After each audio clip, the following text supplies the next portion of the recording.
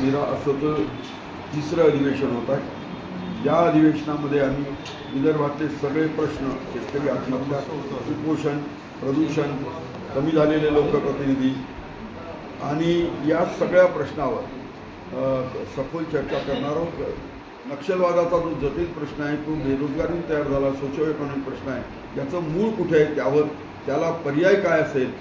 कशा तऱ्हेने याला नियंत्रण करता येईल, त्यासाठी उद्योग आणायचे। 21 पैकी 21 खनिजावर उद्योग येऊ शकतात, कारमाई वाहणाऱ्या नद्या आहेत, शेतमालावर प्रक्रिया उद्योग येऊ शकतात, 54% जंगलात 33% पाहिजे, 21% कापलं तर त्यावर नक्षीकाम करून उद्योग येऊ शकतात, देशाला परकीय चलन मिळवून देऊ शकते, राज्याला रॉयल्टी मिळू शकते। अशा तऱ्हेने या सगळ्या प्रश्नावर चर्चा होईल आणि आज राज्याची आर्थिक स्थिती कशी, त्याच्यावर झालेला कर्जाचा डोंगर किती आणि 100 वर्ष राहिलो तरी हे दूर होऊ शकत नाही, अनुशेष आमचे प्रकल्प पूर्ण होऊ शकत नाही आणि म्हणून या सगळ्या प्रश्नाचं उत्तर काय असेल तर ते शेवटचं विदर्भाचं राज्य हे जनतेपुढे आणि विदर्भाचा